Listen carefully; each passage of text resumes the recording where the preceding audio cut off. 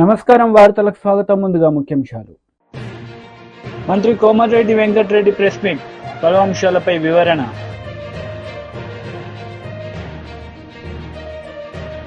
TDP polit bureau సభ్యులు Varla Ramayya media సమావేశం. మాజీ సీఎం జగన్ పై ఫైర్. డిప్యూటీ సీఎం బట్టి విక్రమార్క ప్రెస్ మీట్ నిర్వహించారు. ఈ సందర్భంగా పలు అంశాలపై ఆయన మాట్లాడారు.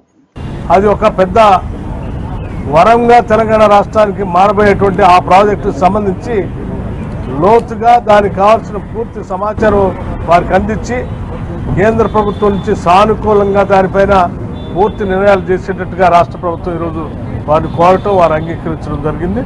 నేను చాలా సంతోషిస్తూ ఉన్నాం. అట్లాగే హైదరాబాద్ నుంచి విజయవాడ వరకు 6 లేన్ రోడ్ పెంచుతూ దాని టెండర్ విరిచే ప్రక్రియను కూడా వారు అడగటం, రాష్ట్ర ప్రభుత్వం అడగటం, వారు దానికి అంగీకరించి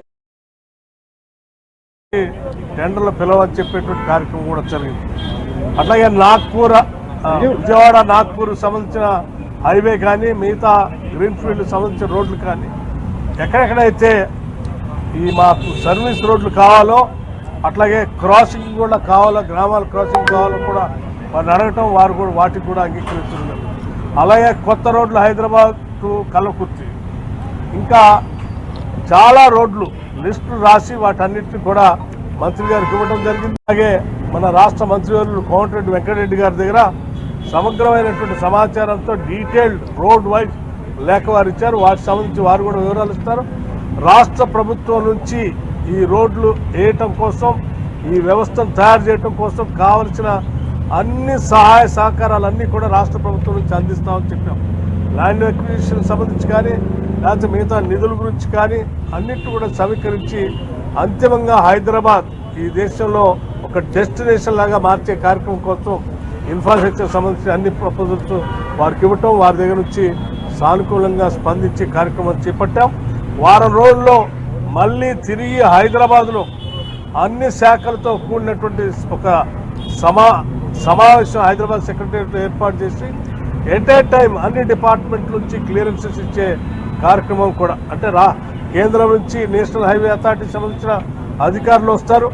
అట్లాగే రాష్ట్రంలో ఉన్నటువంటి వివిధ శాఖలకు సంబంధించిన అధికారులందరినీ కూడా సెక్రటరియట్లో ముఖ్యమంత్రి గారి సమక్షంలో మంత్రి కోమటిరెడ్డి వెంకటరెడ్డి ప్రెస్ మీట్ నిర్వహించారు. ఈ సందర్భంగా పలు అంశాలపై ఆయన మాట్లాడారు. ఐటీ మినిస్టర్ శ్రీధర్ బాబు గారు, రెవెన్యూ మినిస్టర్ పొంగులేటి శ్రీనివాస్ రెడ్డి గారు, ఇంకా ఎంపీ పెద్దపల్లి, అలాగే వివేక్ ఎమ్మెల్యేతో పాటు అధికారులందరితో గడ్కరీ గారు సమయం ఇచ్చి అడగగానే నేరుగా పార్లమెంట్కి వెళ్ళి ఎలక్షన్ స్పీకర్ ఎన్నికల వచ్చి దాదాపు 2 గంటల పాటు సుదీర్ఘంగా రాష్ట్రంలో గత 5 సంవత్సరాలుగా నేషనల్ ఫండ్స్ అతి తక్కువ రాష్ట్రాలకు వచ్చిందంటే అది తెలంగాణకి.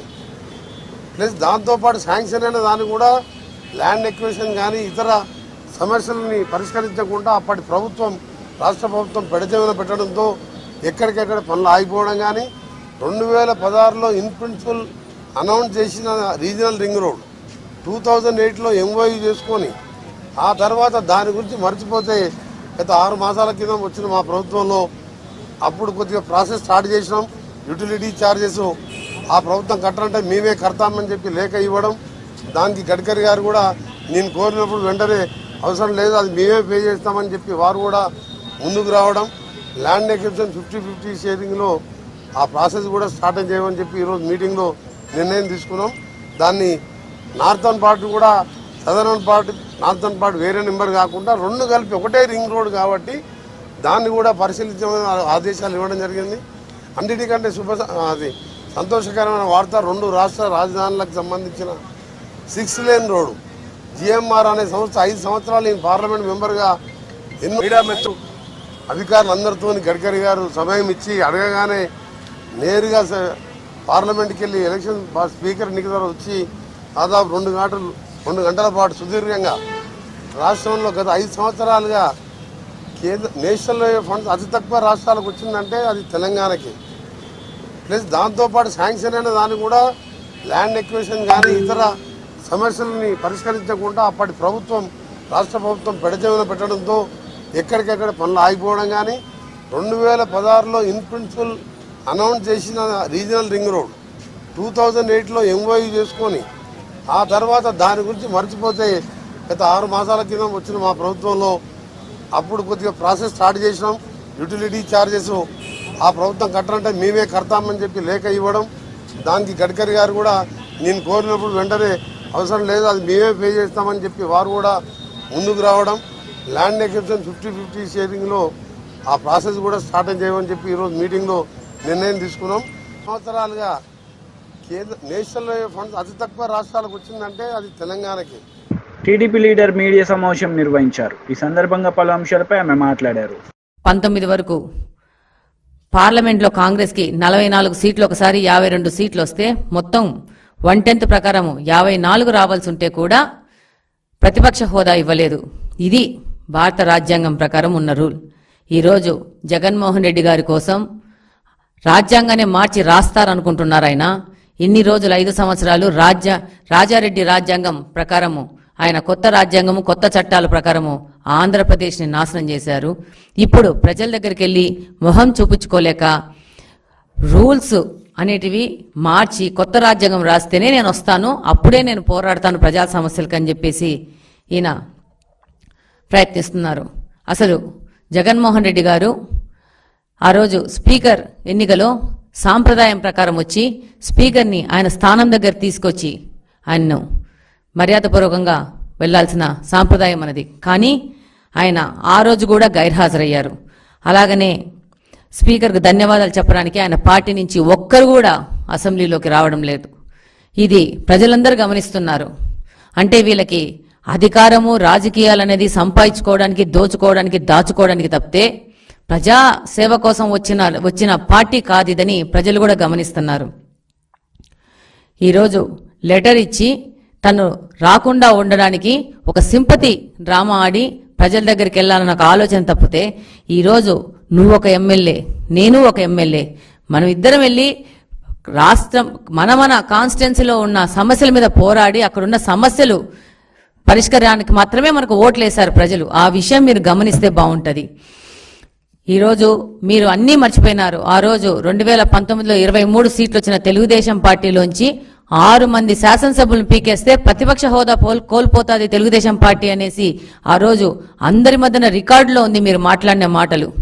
అలాగనే మీ యొక్క క్యాబినెట్లో పనిచేసిన పేర్ని నాని అనే వ్యక్తి ద్వారా 6 మందిని తెలుగుదేశం లో గెలిచిన ఎమ్మెల్యేలని గుంజాలని మీరు ప్రయత్నం చేసిన మాట వాస్తవం కాదా? ఆ రోజు తెలుగుదేశం పార్టీకి ప్రతిపక్ష హోదా లేకుండా వాళ్ళని చెయ్యాలని ఒక దుర్మార్గమైన ఆలోచన చేసిన మీరు ఈరోజు ప్రతిపక్ష హోదా మీద మీరు అసెంబ్లీకి రాకుండా ఉండడానికి నెట్టడం జరుగుతూ ఉంది. ఆ రోజు తెలుగుదేశం పార్టీ 4 సభ్యులు వెళ్ళినా కూడా 19 సభ్యులతో ప్రతి ఒక్క అసెంబ్లీ సెషన్కి వెళ్లడం జరిగింది. ప్రజా సమస్యల మీద పోరాడడం జరిగింది. ఒకవేళ మీరు ఏ విధమైన అవమానాలు చేసినా దాన్ని భరిస్తూ ప్రజల పక్షాన్ని నిలబడడం జరిగింది తెలుగుదేశం పార్టీ. అలాగనే 14 నుంచి 19 వరకు మీరు ప్రతిపక్షంలో ఉన్నప్పుడు రాకపోతే మా యొక్క తెలుగుదేశం ఎమ్మెల్యే ప్రజా సమస్యల మీద పోరాడడం జరిగింది. మీకు బాగా తెలుసు, గౌతు శిరీష గారు ఆఫ్షోర్ ప్రాజెక్టుకు నిధులు ఇవ్వకపోతే నిరసన కూడా చేశారు. ఈ విధంగా మాకు మా నాయకుడు మీరు ప్రతిపక్షం లేకపోయినా కూడా పోరాడాల నుంచి 14 నుంచి 19 వరకు మాతోనే క్వశ్చన్స్ వేయించుకొని మాతోనే పరిష్కార మార్గంగా పోరాటాలు చేపించారు. ఈ రోజు మీరే పరిస్థితిలో వస్తున్నారంటే మీకున్న 11 మంది ఎమ్మెల్యేలను అసెంబ్లీకి పోకుండా ఇలాంటి చొడ్డులు చెప్పి ప్రజా సమస్యలకు దూరం పెట్టి ప్రజా సమస్యలకు పోరాడే విధంగా లేకుండా మీరు మీ పార్టీని చూసుకుంటున్నారు. అలాగనే ఈరోజు మీకు వచ్చిన 11 సీట్లు అనేటివి ఈ 5 సంవత్సరాలు మీరు ప్రజలకు వ్యతిరేకంగా పరదాలు కట్టుకొని దురహంకారంతో చేసిన పాలనకు వాళ్ళు రెఫరెండం ఇచ్చారు. ఇది గమనించుకొని కనీసం ఇప్పటి నుంచైనా కానీ ప్రజలకు సేవ చేసే విధానంగా మీరు ముందుకొచ్చి అసెంబ్లీలో ప్రజలకు ఉన్న సమస్యల మీద గలమెత్తితే బాగుంటది. అంటే మీరు అసెంబ్లీలోకి రావడానికి ఓన్లీ ముఖ్యమంత్రి అయితేనే వస్తారా? ముఖ్యమంత్రి స్థానంలోనే ఉంటే వస్తారా? అంటే మీకు ఓట్లేసింది ముఖ్యమంత్రి స్థానంలోకి ఎక్కడానికే ప్రజలు అనుకుంటున్నారా? మనకు ఓట్లేసింది మన నియోజకవర్గంలో ప్రజలు మనకు సేవ చేయడానికి మాత్రమే ఓటేశారు. దాన్ని మీరు ఉపయోగించుకొని మీకు మేము విన్నవించుకుంటున్నాము. పులివెందల్లో ఉన్న సమస్యల మీద మీరు గలమెత్తి అసెంబ్లీకి వచ్చి పోరాడితే బాగుంటుందని నేను. YCP leader Perni Nani media సమావేశం నిర్వహించారు. ఈ సందర్భంగా పలు అంశాలపై ఆయన మాట్లాడారు. వాస్తవానికి జగన్మోహన్ రెడ్డి గారికి అట్ ఏ టైం మీరు ఎప్పుడు లెక్కేసుకున్నా కూడా సివిల్ పోలీసులకు సంబంధించి సిఐలు కానీ ఎస్ఐలు కానీ హెడ్ కానిస్టేబుల్స్ కానీ 18 మంది ఉన్నారు, పనిచేశారు మొన్నటిదాకా. ఆయన సీఎంగా ఉన్నన్నాళ్ళు ఆర్మడ్ ఫోర్స్ అంటే ఆర్మడ్ రిజర్వ్ ఫోర్స్ అంటాం, వాళ్ళు ఆర్మడ్ ఫోర్స్ 33 మంది, ఏపీ స్పెషల్ పోలీస్ బెటాలియన్ నుంచి 89 మంది. మన జగన్మోహన్ రెడ్డి గారి సీఎంగా ఉన్నప్పుడు బయటికి సీఎం గారు ఎప్పుడు వచ్చినా ఎక్కడైనా మనం బ్లాక్ డ్రెస్సులతో ఉండేటువంటి అక్టోపస్కి సంబంధించినటువంటి 13 మంది. వీళ్ళు కాకుండా సీఎం గారి ఇంటి సరిహద్దుల్లో అంటే ఇంటి చుట్టూ కానీ లేకపోతే ముందు కానీ ఎటుకన్నా కానీ 23 మంది. కాన్వాయ్ సీఎం గారి కాన్వాయ్కి 21 మంది డ్రైవర్లు కానీ సెక్యూరిటీ ఇన్స్పెక్టర్లు కానీ అదే ఎస్ఐలో వాళ్ళ హెడ్ కానిస్టేబుల్ వాళ్ళ ఏ ర్యాంక్లో ఉంటే ఆ ర్యాంక్లో కాన్వాయ్కి 21 మంది. మొత్తం 196 మంది సీఎం గారితో ఉండేటువంటి సిబ్బంది. అంటే ఆయన కేటాయించబడినటువంటి 196 మంది సిబ్బంది.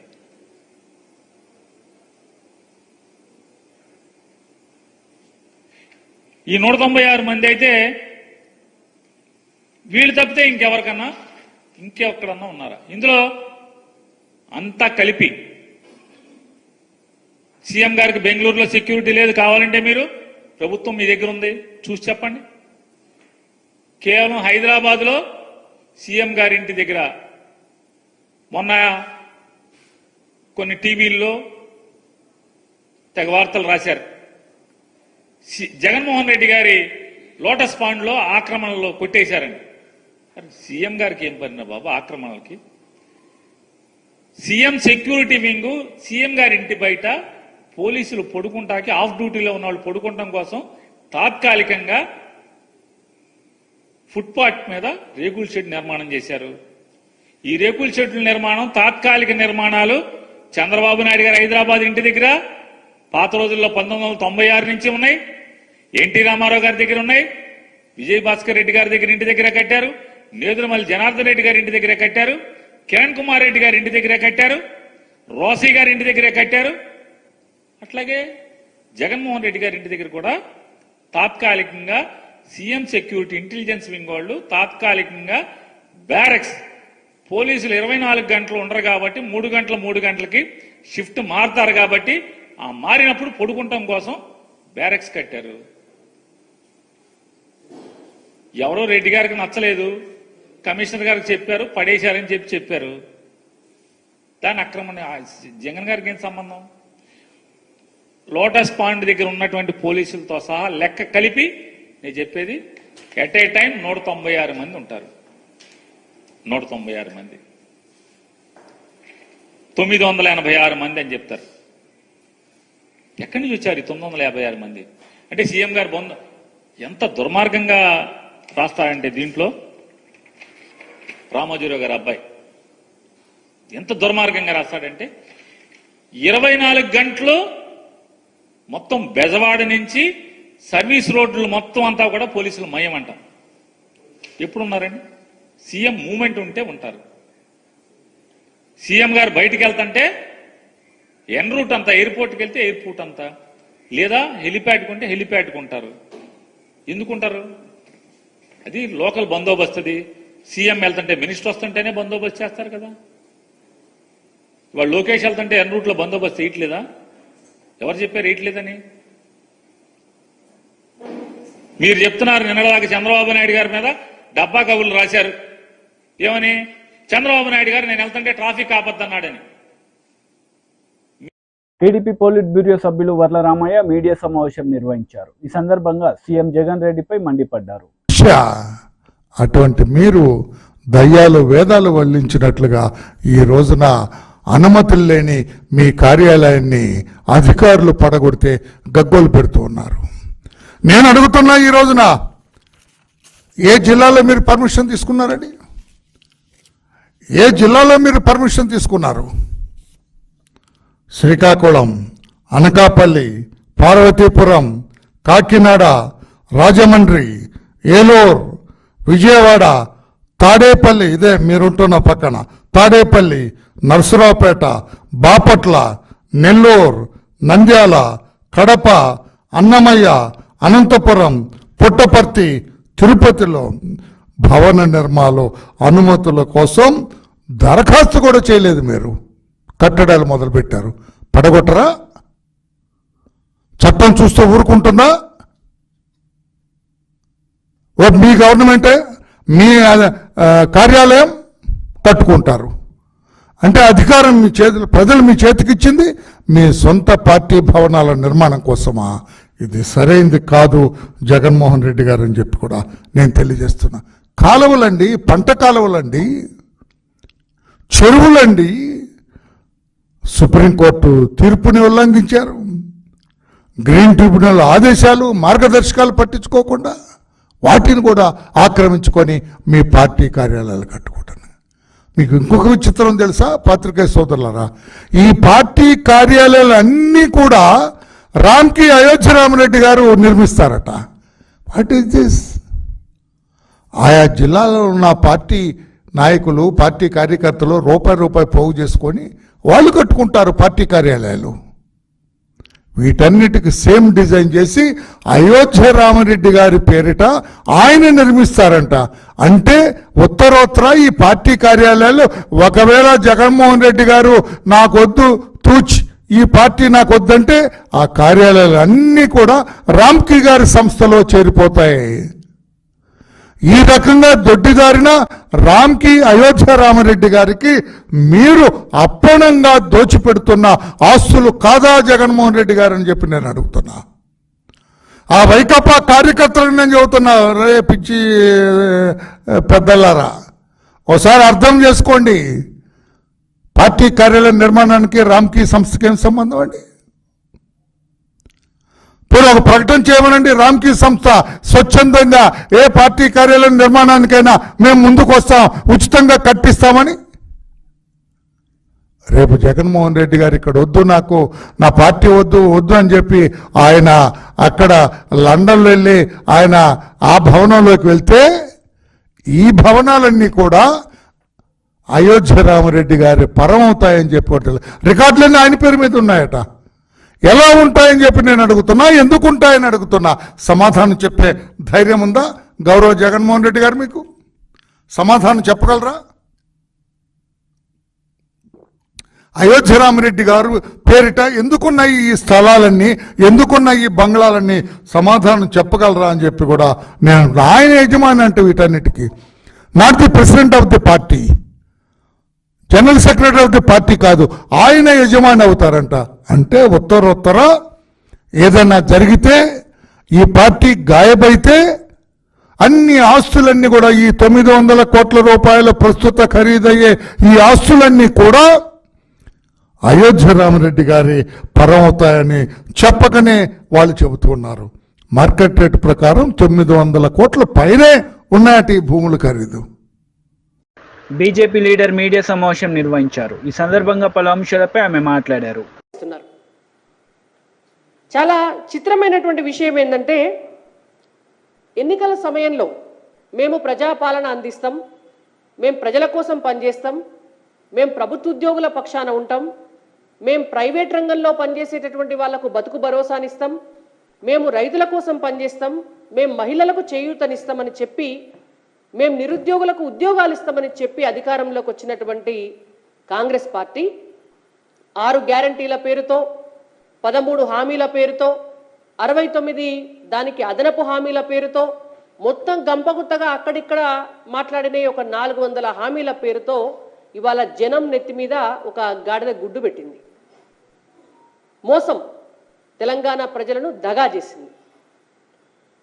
ఆ ప్రజల్లో భాగమైనటువంటి ఉద్యోగుల విషయానికి వస్తే కూడా తెలంగాణ రాష్ట్రంలో బడి పిల్లలకు పాఠాలు చెప్పేటటువంటి పంతుళ్ళు గత 6 నెలల కాలం నుంచి కాళ్ళరిగేలాగా రేవంత్ రెడ్డి గారి ఇంటి చుట్టూ, ముఖ్యమంత్రి గారి కార్యాలయం చుట్టూ, సదరు ఆఫీసర్లు ఎవరన్నా ఉంటే వాళ్ళ కార్యాలయాల చుట్టూ కాళ్ళరిగేలాగా తిరుగుతున్నారు. వాళ్లకు వారం రోజులు బడి ఉంటుంది, సెలవు ఒక ఆదివారం ఉంటుంది. ఆదివారం నాడు హైదరాబాద్కు వస్తే ఏ ఆఫీసర్ ఉండడు. విద్యాశాఖ మంత్రి ఉండడా అంటే విద్యాశాఖ మంత్రి లేడు. విద్యాశాఖను తన దగ్గర పెట్టుకున్నటువంటి రేవంత్ రెడ్డి గారు కలవరు. మరి ప్రభుత్వ ఉపాధ్యాయులు వాళ్ళ గోస ఎవరికి చెప్పుకోవాలా?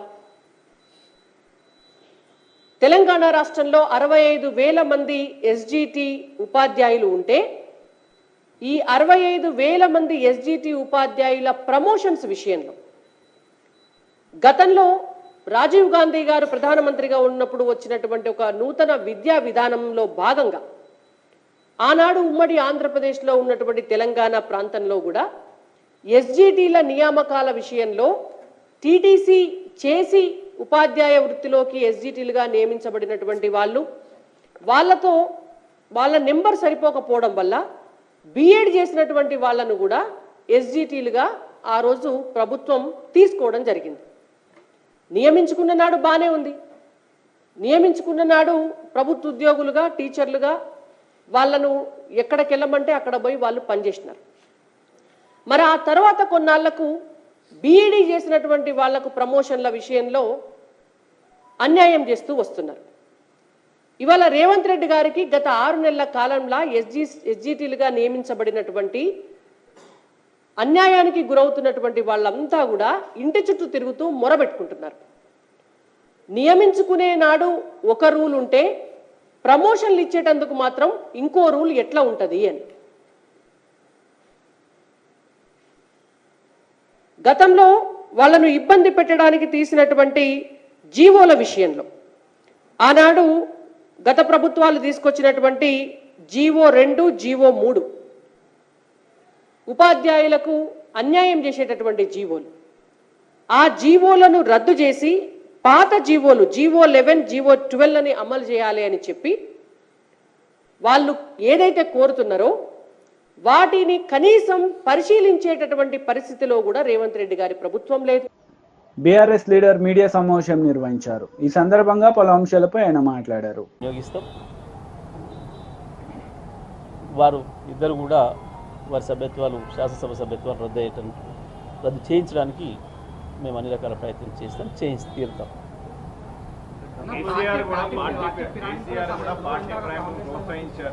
అసలు బీఆర్ఎస్ కి ఫిరాయింపుల అంశం మీద మాట్లాడిన నైతిక అర్హత లేదని కాంగ్రెస్ అంటారు, సిపిఐ లాంటి పార్టీలు కూడా అంటారు. వాళ్ళకు ఉంటుందా? వాళ్ళు కూడా ఫిరాయింపులు చేసి మాట్లాడేదానికి వరకు ఉంటుందా? పార్టీ ఫిరాయింపుల చట్టం అనేది తెచ్చింది కాంగ్రెస్. పైగా ఈ మధ్యకాలంలో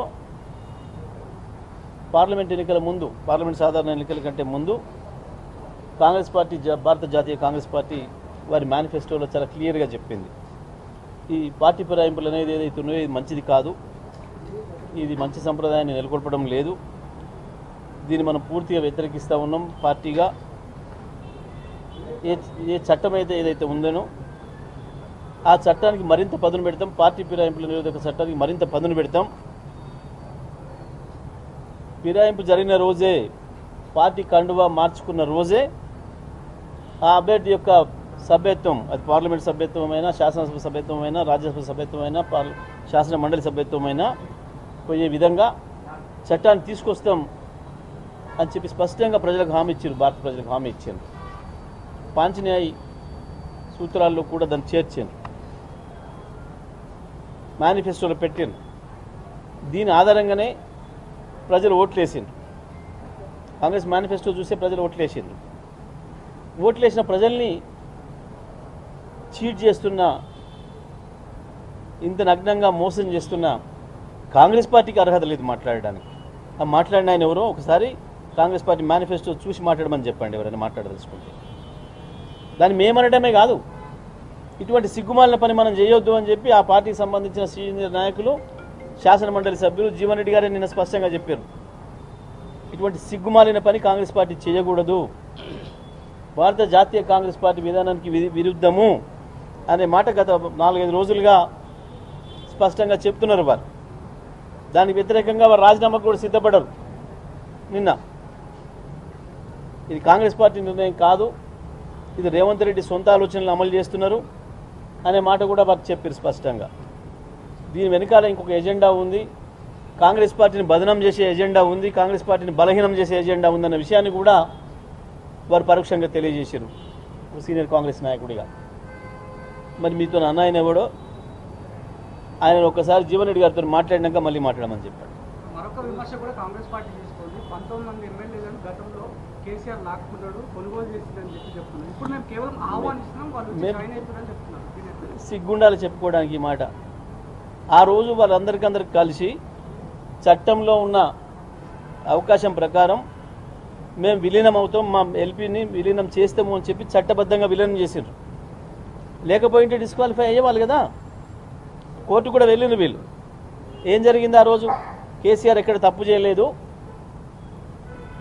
బీఆర్ఎస్ పార్టీది టీఆర్ఎస్ పార్టీది పొరపాటు కాదు, మీ సభ్యులకే మీ పార్టీ పైన విశ్వాసం లేక చట్ట ప్రకారం 2/3 మెజారిటీతోని విలీనం చేయడం జరిగింది, కాబట్టి దీంట్లో మనం చేయడానికి ఏం లేదు, చట్టబద్ధంగానే జరిగిందని కోర్టు చెప్పింది తీర్పు. ఈ మాట్లాడడానికి బుద్ధి ఉండాలి ఏమైనా, ఇంత స్పష్టంగా కనబడుతుంది. ఇవాళ అడగలేదా ఇంటింటి? వార్తలు ముగించే ముందు ముఖ్యాంశాలు మరోసారి. మంత్రి కోమటిరెడ్డి వెంకటరెడ్డి ప్రెస్ మీట్, పలు అంశాలపై వివరణ.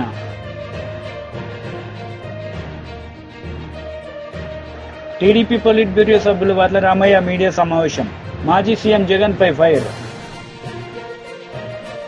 ఈ వార్తలు ఇంతటితో సమాప్తం. తిరిగి ప్రసారమయ్యే వార్తల్లో మళ్ళీ కలుద్దాం. అంతవరకు సెలవు, నమస్తే.